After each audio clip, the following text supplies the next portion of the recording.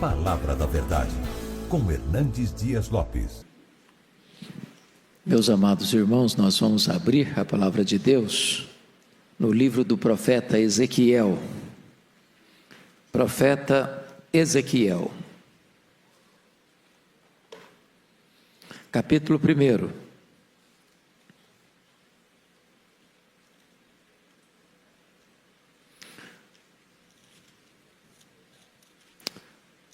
Profeta Ezequiel, capítulo 1, versos 1 a 3.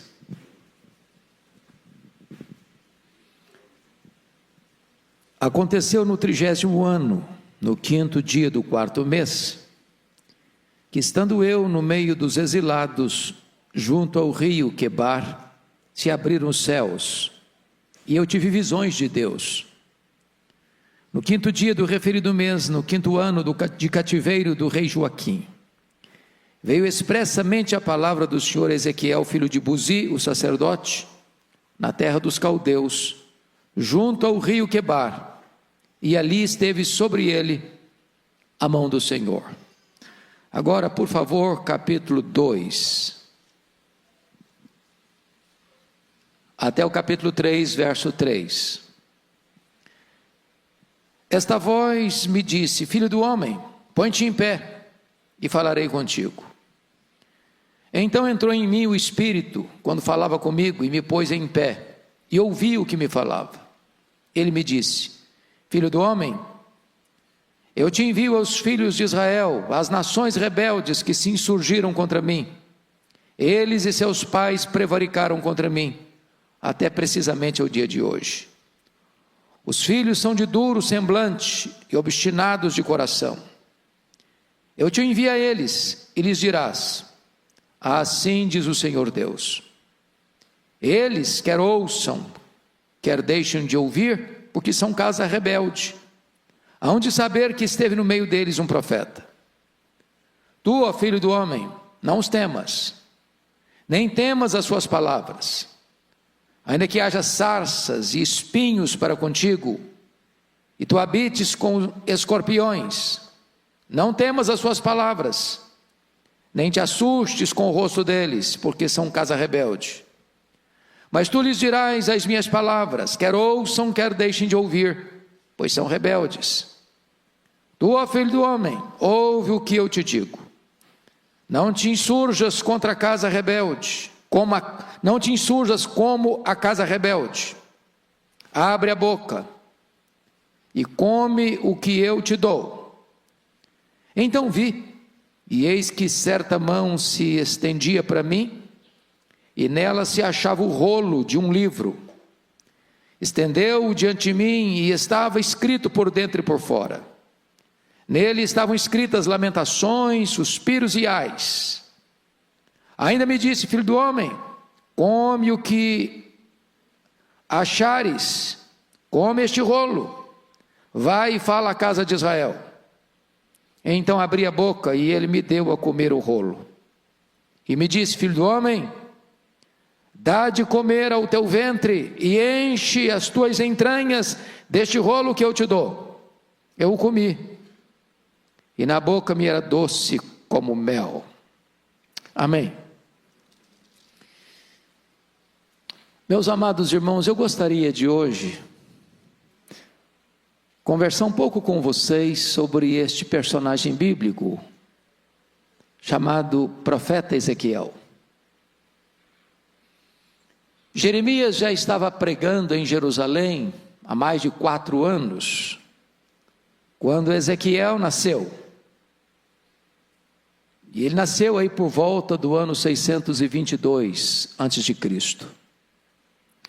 Ele cresceu em Jerusalém ouvindo Jeremias pregar. Pregar certamente alertando o povo de Judá, a cidade de Jerusalém, para se voltar para Deus. Porque do contrário haveria um cerco, um sítio, uma invasão militar e um exílio para a Babilônia. Ezequiel, portanto, era também contemporâneo do profeta Daniel. A palavra Ezequiel, na língua hebraica, significa Deus fortalece, ou Deus é a minha fortaleza. Mas é curioso que no verso 3 do capítulo 1, somos informados que ele era filho de Buzi. E este nome, Buzi, significa desprezo ou desprezado por Javé, desprezado por Jeová. Somos informados que aquele que é desprezado ou desprezo, gera um filho. E coloca o nome desse filho de Deus é a minha fortaleza. Às vezes é na hora do desprezo que nós podemos ter esperança e brotar a esperança na nossa alma de que Deus é a nossa fortaleza.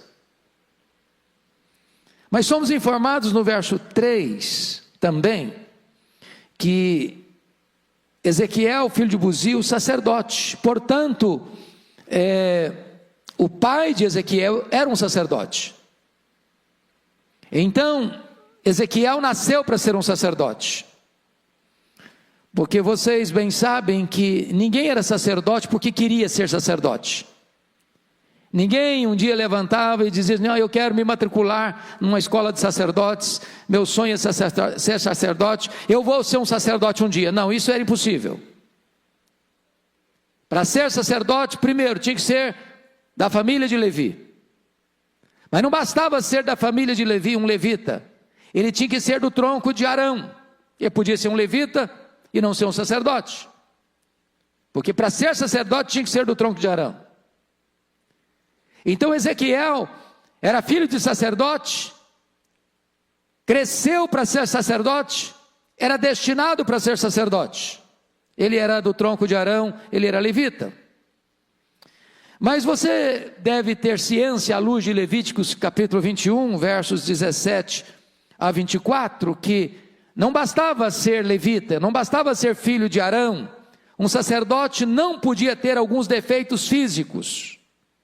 Podia ter mão quebrada, não podia ter pé quebrado, não podia ser anão, não podia ter impígio, não podia ter alguns defeitos que desqualificariam esta pessoa, embora sendo levita, sendo filho de Arão, ele não podia ser sacerdote. Então tinha que ser uma pessoa perfeita, porque ele apontava para um modelo perfeito que é Cristo. Além disso,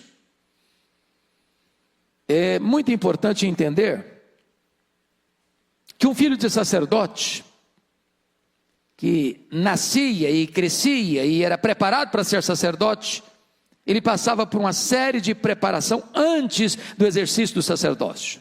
Por exemplo, a consagração de um sacerdote era feita aos 25 anos de idade, está lá em Números 8, 24.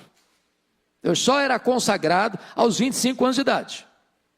Ele nascia sacerdote, filho de sacerdote, nascia candidato a ser sacerdote, se preparava para ser sacerdote, ele tinha vocação de sacerdote, ele era do tronco de Arão, mas ele só podia ser consagrado aos 25 anos. Mas além de ser consagrado aos 25 anos, ele só começava a exercer o ministério de sacerdote aos 30, conforme Números 4:3. A pergunta é: o que ele fazia entre a consagração e o começo do exercício do seu trabalho, nesses 5 anos, dos 25 aos 30? Você vai perceber que um sacerdote precisava estudar muito. Por exemplo, ele tinha que entender de veterinária. Porque quando alguém trazia um animal para oferecer como sacrifício ao Senhor, era o sacerdote que examinava esse animal, se esse animal não tinha defeito. Se deixasse passar um animal com defeito, aquilo era uma abominação para Deus. E ele era o culpado. Então eu tinha que entender de veterinária. Mas ele tinha que entender também de algo mais. Ele tinha que estudar, por exemplo, as leis, porque ele era um mestre da lei. Ele ensinava a lei. A instrução ao povo devia vir da boca do sacerdote. Então ele era um estudioso da lei.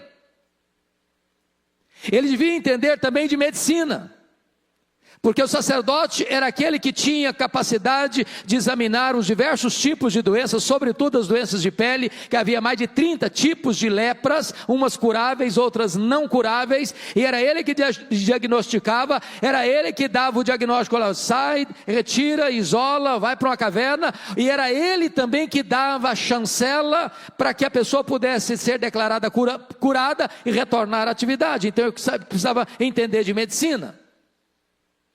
Ele precisava estudar leis civis, alguns tipos de problemas matrimoniais, até tipos de crimes, de assassinato, que era ele quem definia a pena, era ele que tinha que entender de todo esse conjunto e estrutura da lei jurídica da sua nação.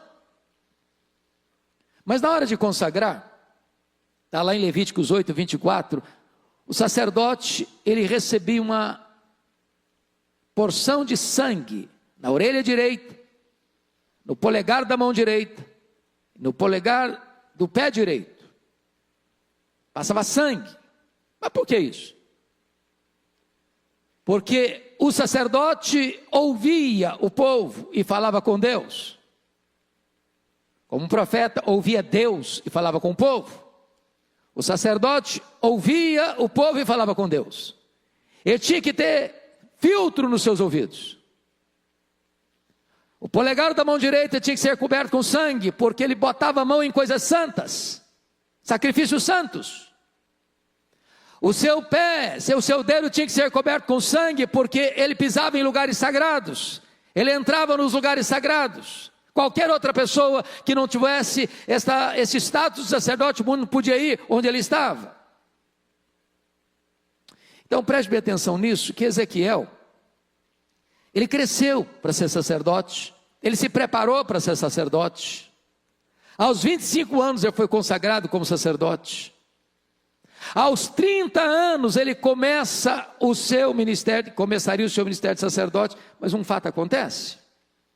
No ano 606, Nabucodonosor cerca Jerusalém e leva os nobres para lá, para a Babilônia. Vai Daniel e os seus amigos. Mas depois, em 597 ou 596, Nabucodonosor retorna a Jerusalém e leva 10.000 homens cativos, dentre eles Ezequiel.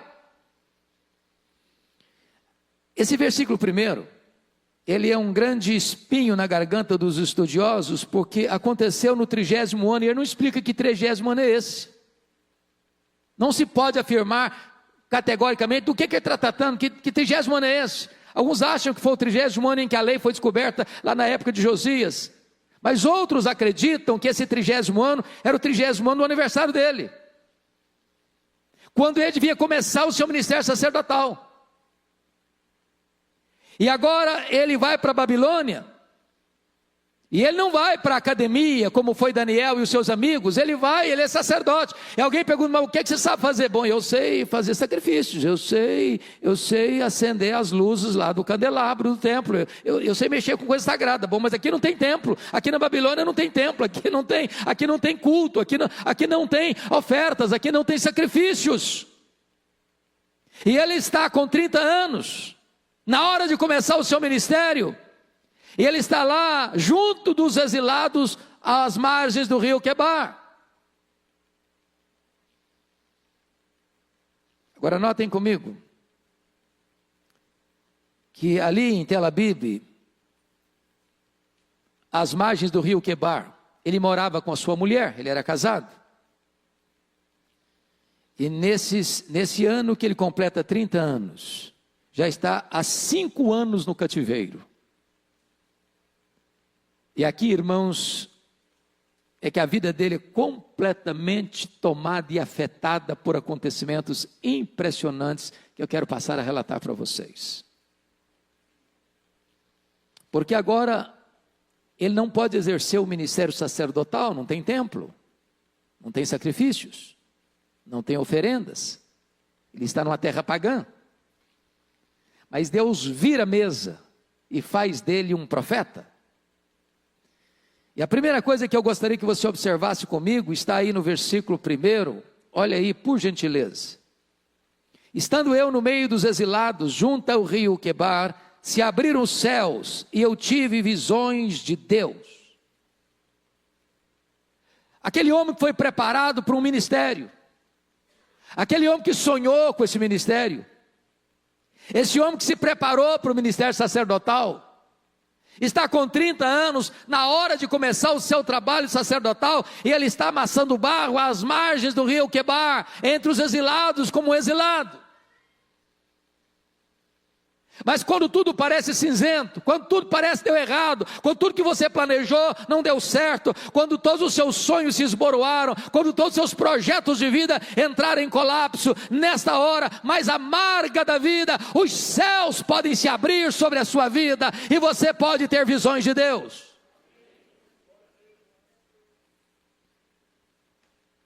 Esta é uma das experiências mais marcantes, são os céus abertos para o profeta Isaías, na época em que o trono está vazio, um rei leproso que morre, e a nação está em crise, mas ele vê os céus abertos e Deus assentado no trono. É a experiência, meus amados irmãos, de Jesus no batismo, quando os céus se abrem e o Espírito Santo desce sobre ele. É a experiência de Estevão, que está sendo apedrejado, mas vê os céus abertos e o Senhor Jesus de pé, à destra de Deus, para recebê-lo. É a experiência de João na ilha de Patmos, a ilha da morte, que na hora da crise mais aguda da igreja, vê os céus abertos e o Senhor dizendo: sobe para aqui e eu te mostrarei as coisas que devem acontecer. Nas horas mais sombrias os céus podem se abrir, e você pode ter visões de Deus. Mas notem comigo, amados, no capítulo 1, versículo 5, está escrito: do meio dessa nuvem saía a semelhança de 4 seres viventes, cuja aparência era esta, tinha a semelhança de homem, cada um tinha 4 rostos, como também as 4 asas, e ele começa a ver então uma espécie de tempestade, porque o verso 4 diz: olhei e eis que um vento tempestuoso vinha do norte. E algumas versões dizem, uma tempestade vinha do norte. O que significa isso, tempestade vindo do norte? É que a Babilônia vinha do norte. Ele está falando do juízo de Deus que viria sobre o seu povo. E ele vê a tempestade vindo, ele vê esse vento tempestuoso chegando. E ele começa a perceber que no meio dessa tempestade tem 4 seres viventes, e cada ser vivente tem 4 rostos, e tem rosto que parece de homem, tem rosto que parece de boi, tem rosto que parece de leão, tem rosto que parece de águia. E essa é uma expressão dos evangelhos, dos 4 evangelhos, na figura de Jesus. Mateus é o evangelho que Jesus tem rosto de leão, porque ele é o rei dos reis. Marcos é o evangelho que Jesus tem rosto de boi, porque ele é o servo. Lucas é o evangelho que fala de Jesus como homem perfeito, ele tem rosto de homem. E João é o evangelho que trata de Jesus como águia, porque ele é o próprio Deus. O que na verdade ele vê também rodas, que vão girando, rodas dentro de outras rodas girando como um caleidoscópico, e ele está tendo uma visão de que ali tem olhos e ali tem o conhecimento de Deus, e a revelação que é mostrada para ele nessa cena, nesta visão, é que essas rodas estão girando, e essas rodas estão indo, e essas rodas estão voltando, para mostrar para ele que a glória de Deus não está apenas no templo, não está apenas em Jerusalém, a glória de Deus está na Babilônia, a glória de Deus está no seu exílio, a glória de Deus está na sua dor, a glória de Deus está na sua angústia, a glória de Deus está onde você estiver. Deus não está limitado a uma geografia, a um espaço físico, Ele é Deus do universo, Ele gira a história, Ele controla a história. Deus está no controle do cativeiro. Essa é a mensagem que é passada para o profeta. Agora vejam comigo, por gentileza, um outro fato. No capítulo 1, versículo 28. Como o aspecto do arco que aparece na nuvem em dia de chuva, assim era o resplendor em redor. Esta era a aparência da glória do Senhor. Vindo isso, caí com o rosto em terra e ouvi a voz de quem me falava. Se você perceber, Há 3 momentos na história da igreja, ou na história da revelação bíblica, onde aparece esse arco, que é o arco-íris. A primeira vez que esse arco aparece é lá em Gênesis 9:11. Ele aparece depois do dilúvio, depois da tempestade. E aquele arco vem como promessa de Deus, que Deus nunca mais iria destruir a terra com água. Depois você encontra esse arco novamente lá em Apocalipse, capítulo 4, versículo 3, capítulo 10, versículo 1. E esse arco-íris precede a tempestade, precede os trovões, precede os relâmpagos. Mas aqui, em Ezequiel 1:28, o arco-íris não está nem depois da tempestade, nem antes da tempestade. O arco-íris está dentro da tempestade. Eu quero dizer para você que Deus está presente antes da tempestade, durante a tempestade, depois da tempestade. Deus é quem tem o controle da história. Deus é quem dirige os acontecimentos. Mas aí você vai para o capítulo 2, versos 8 até o capítulo 3, verso 3. E Deus manda Ezequiel pegar aquele rolo, possivelmente pergaminho, escrito por dentro e por fora, e diz: filho do homem, dê de comer ao seu ventre, come esse rolo. E ele pega aquele rolo e come o rolo.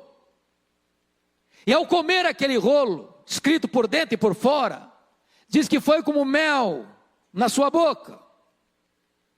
Eu comi, e na boca me era doce como mel. A grande pergunta, irmãos, o que está acontecendo aqui? Por que Deus manda Ezequiel comer esse rolo? E se você perceber, no versículo de número 2, capítulo 2, versículo 10, nele estavam escritos lamentações, suspiros e ais. O ponto que eu quero levantar aqui, meus amados, é este.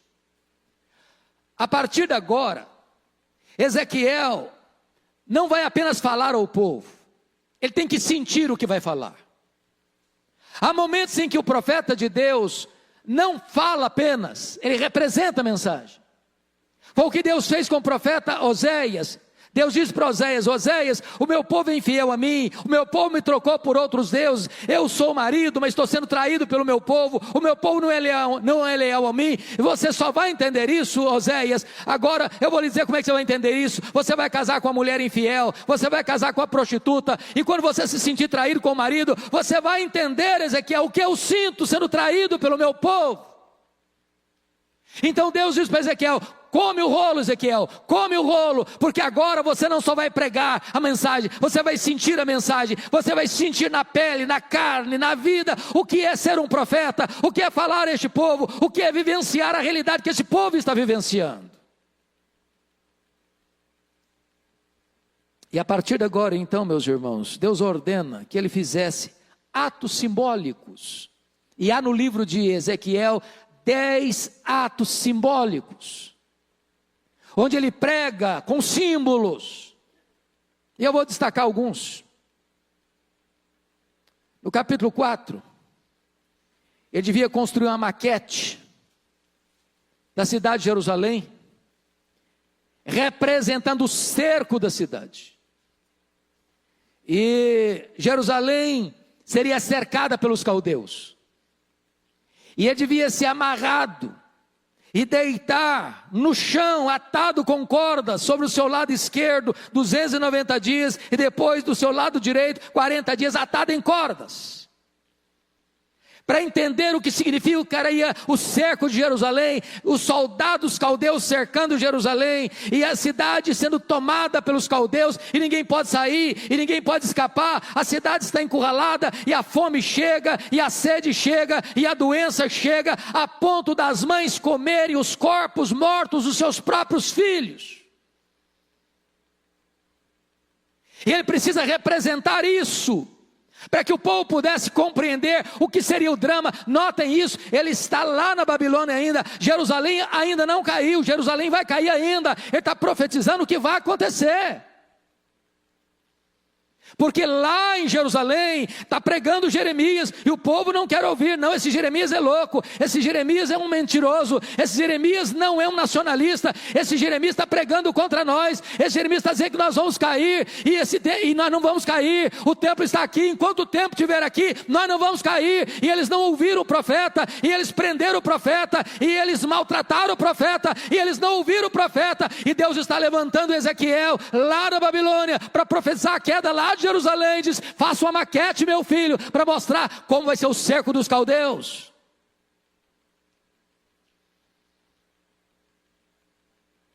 Esse cerco, capítulo 4 ainda de Ezequiel, Deus diz: você vai fazer um pão de cereais. E sabe qual é a lenha que você vai botar para fazer esse pão, esse bolo? Esterco humano. Esterco humano. O profeta reclamou: não, senhor, eu vou abrir exceção para você, esterco de vaca. Mas por que Deus está falando isso para ele? Enquanto tivesse o cerco, naqueles dias que ele está amarrado, dormindo, do lado direito, do lado esquerdo, representando o cerco, a cidade sitiada, é porque o povo, com seus escrúpulos, haveria de comer coisa imunda, a ponto de comer carne de gente, consequência do pecado, da desobediência, da rebeldia. O profeta tinha que representar isso. Mas olha comigo, no capítulo 12, Deus diz para ele, para agir como se ele estivesse sendo um foragido de guerra, ele devia cavar um buraco na parede, ir para fora da cidade, com toda a sua mobília, às pressas, foge, tira a mobília de casa, leva para a rua, faça um buraco, uma cratera na parede, e sai com a sua mobília para a rua, para representar para esse povo o que significa ser invadido, o que significa ser cercado, o que significa uma invasão militar, o que significa ser massacrado por um império militar que vai invadir a cidade de Jerusalém, que vai destruir o templo de Jerusalém. Ele precisa representar isso para o povo entender a mensagem de Deus. Mas, amados irmãos, a dor maior do profeta, de representar a sua mensagem, vem no capítulo 24, versos 15 a 21. Agora é uma mensagem simbólica tão dura, que eu não saberia descrevê-la detalhadamente, a não ser fazendo a leitura. E eu queria que vocês, com toda reverência e temor, lessem comigo a uma só voz, capítulo 24, versos 15 a 21. Vamos juntos? Veio a mim a palavra do Senhor, dizendo: filho do homem, eis que às súbitas tirarei a delícia dos teus olhos, mas não lamentarás, nem chorarás, nem te correrão as lágrimas. Geme em silêncio, não faças lamentação pelos mortos. Prende o teu turbante, mete as tuas sandálias nos pés, não cubras os bigodes, e não comas o pão que te manda. Falei ao povo pela manhã, e à tarde morreu minha mulher. Na manhã seguinte, fiz segundo me havia sido mandado. Então me disse o povo: não nos farás saber o que significam essas coisas que estás fazendo? Eu lhes disse: veio a mim a palavra do Senhor, dizendo: dize à casa de Israel, assim diz o Senhor Deus: eis que eu profanarei o meu santuário, objeto do vosso mais alto orgulho, delícia dos vossos olhos, e anelo de vossa alma. Vossos filhos e vossas filhas que deixastes cairão à espada. Imagina essa cena, pastor Arival. Imagina essas cenas, irmãos. Deus diz para o profeta Ezequiel: agora, meu filho, eu vou tirar a delícia dos seus olhos. A sua mulher vai morrer. E você não vai chorar. Você vai gemer em silêncio. Não chore, não lamente. Geme em silêncio. Para você compreender o que está acontecendo com esse povo. Eu vou tirar deles aquilo que é a delícia dos olhos deles. A delícia dos olhos deste povo é o templo. Eles adoram o templo, eles não adoram a mim, eles adoram o templo. Eles dizem, templo do Senhor é este. Só para continuar nos seus pecados, eu vou tirar o templo, eu vou profanar o templo, eu vou entregar os vasos do templo nas mãos dos caldeus, eu vou permitir que os caldeus entrem e arrasem o templo, e destruam o templo, e queimem o templo, e profanem o templo. Eu vou tirar a delícia dos olhos deles, e a única maneira deles entenderem quão grave é isso: você vai ficar viúvo, e você não vai chorar, e você não vai lamentar. Gema, mas gema em silêncio.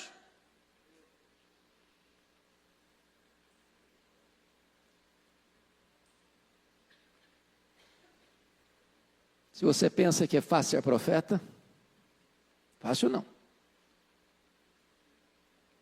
Porque não basta falar ao povo, é preciso demonstrar ao povo a mensagem de Deus. Mas, amados irmãos, este livro foi dividido basicamente em 4 partes. Capítulo 1 ao 3, a chamada de Ezequiel. Os capítulos 4 a 24, o juízo sobre Jerusalém. O 25 ao 32 é o juízo sobre as 7 nações pagãs que oprimiram Jerusalém. Mas nos capítulos 33 a 48, nós encontramos a restauração de Jerusalém, a restauração de Israel.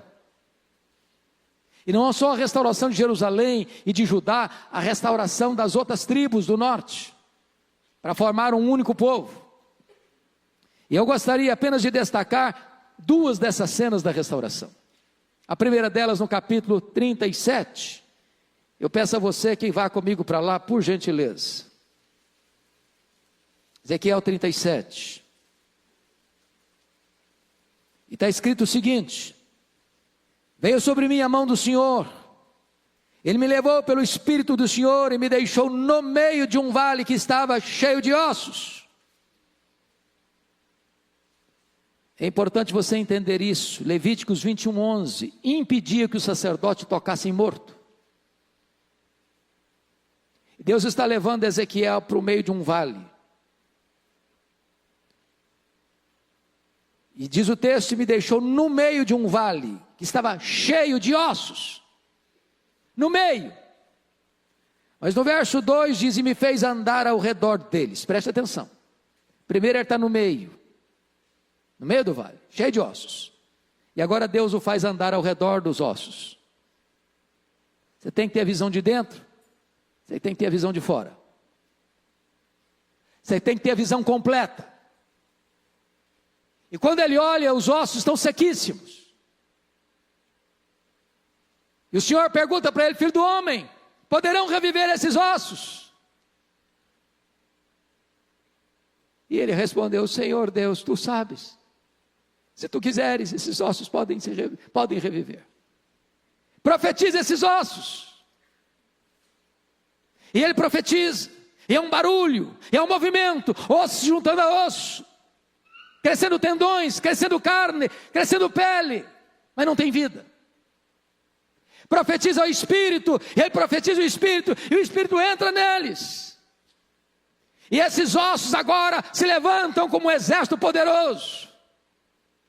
Ele diz, filho do homem, esses ossos são toda a casa de Israel. Por mais secos, por mais mortos que eles estejam, eu vou restaurá-los. Eu vou trazer vida para eles. Eu vou trazer restauração para eles. Eu vou levantá-los como um grande exército. O nosso Deus é o Deus da restauração. O povo foi rebelde, o povo foi de dura cerviz, o povo não escutou a voz de Deus, o povo teve que escutar o chicote de Deus, mas Deus não desistiu desse povo, Deus não abriu mão desse povo. Se você ler a história de Israel, irmãos, o grande drama de Israel durante o tempo todo foi idolatria, idolatria, idolatria, idolatria. Não adiantava, corrigiam a coisa aqui, levantavam outra lá, e eles se curvavam diante dos ídolos, dos deuses, dos povos. Era um problema, e um problema, e um problema. Deus leva esse povo para a Babilônia, 70 anos, e o povo é corrigido definitivamente desse terrível mal que o oprimia, a idolatria. Agora Deus está restaurando. Eu quero dizer para você que Deus está aqui hoje para restaurar a nossa vida.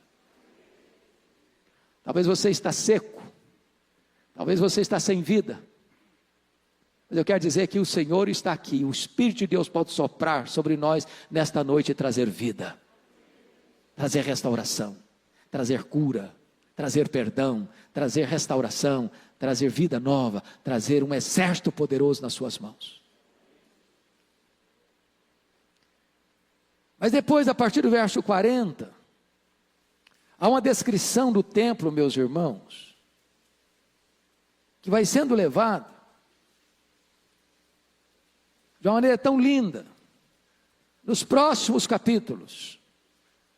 E a descrição desse templo não cabe na descrição do templo de Salomão. Não cabe na descrição do templo construído por Zorobabel. Não cabe na construção no templo embelezado e ampliado por Herodes. É um templo maior. É aquela medida da Nova Jerusalém, descrita lá em João capítulo 21, de 2.400 quilômetros de comprimento, 2.400 quilômetros de largura, 2.400 quilômetros de altura. Não há cidade no universo com essa característica, não há templo no mundo com essa característica. Ele está falando de um novo templo, que não é um templo físico, de pedra, de tijolo, é o templo do Senhor, a restauração da casa de Deus, é a restauração da Nova Jerusalém, é a restauração do povo como habitação de Deus. E nessa visão, lá no capítulo 48, vejam vocês, 47, capítulo 47, ele tem uma visão de um rio que brota de debaixo do altar. E esse rio começa e mede-se 500 metros e a água dá nos tornozelos, ele caminha mais 500 metros e a água dá nos joelhos, ele caminha mais 500 metros e a água dá nos lombos, ele caminha mais 500 metros e é um grande rio que não se pode mais andar a pé, precisa nadar. E ele tem a visão de que as margens desse rio tem todo tipo de árvores frutíferas que dão seu fruto. E estas águas vão fluindo e vão correndo, e onde essas águas passam, tudo que está morto passa a viver. E essas águas simbolicamente chegam ao mar morto, e o mar morto que é morto passa a ter vida, e passa a ter cardumes de peixes. E tudo por onde passam essas águas, as águas vão purificando e vão levando vida e vão levando restauração. E certamente isso é um símbolo. Quando Deus restaura o seu povo, estas águas purificadoras do Espírito Santo de Deus, este rio de Deus vai trazendo vida, vai curando, vai trazendo renovo, vai trazendo restauração, e estas águas brotam debaixo do altar da casa de Deus, para trazer vida. O que é curioso, pastor, que ele começa a visão às margens do rio Quebar, na Babilônia, mas ele termina a visão com o rio de Deus. O rio de Deus, o rio da restauração. Eu quero dizer a você, meu amado, que Deus está aqui hoje para restaurar você, para que você ande por essas águas. Talvez você só tenha andado até os tornozelos, e Deus quer que você avance um pouco mais na sua vida, até os joelhos, de uma vida de oração. Mas quem sabe você tem começado a caminhada cristã, já conheça Deus através da oração, mas Deus quer levar essas águas até os seus lombos, para que você possa frutificar, reproduzir e ter filhos espirituais. Mas quem sabe você pode ter uma experiência maior, e agora não apenas até os lombos, mas você possa ser inundado por esse rio, e navegar no rio do Espírito, e nadar nestas águas benditas e restauradoras do rio do Espírito Santo de Deus, por uma vida plena, maiúscula e abundante.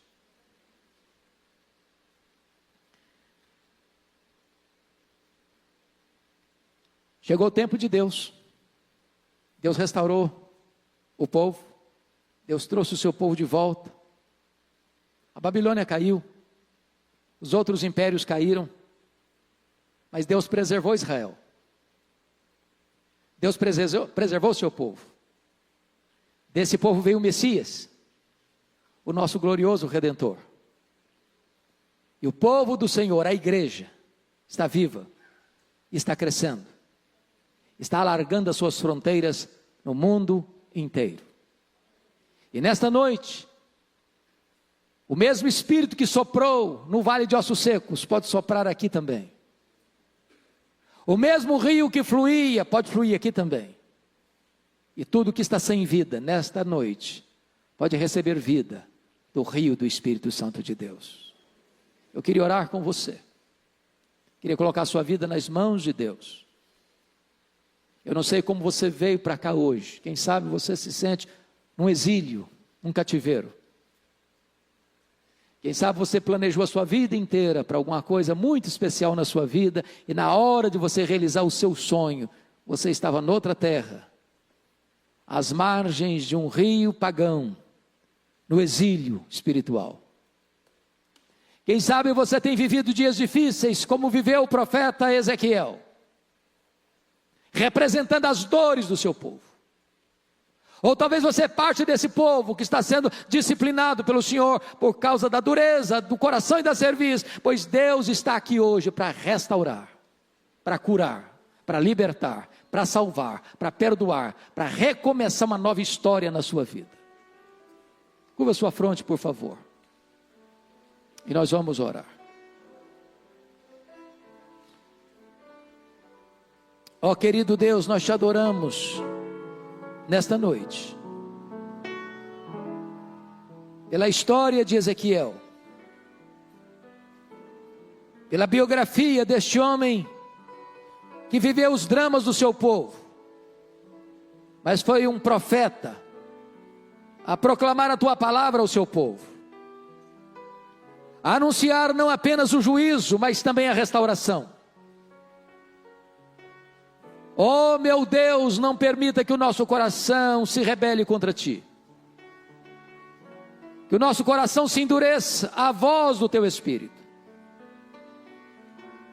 Permita, ó Deus, que nos submetamos à tua palavra, para que não tenhamos que escutar o estalido do chicote. Permita, Deus, que nesta noite o vale de ossos secos se transforme num exército, e os lugares mortos, ao receber as águas do rio do Espírito, possam encontrar e receber vida, e vida plena para a glória do teu nome. Abençoa a tua igreja, renova o teu povo, reaviva a tua obra, enche o nosso coração de esperança, pois assim oramos em nome de Jesus, amém.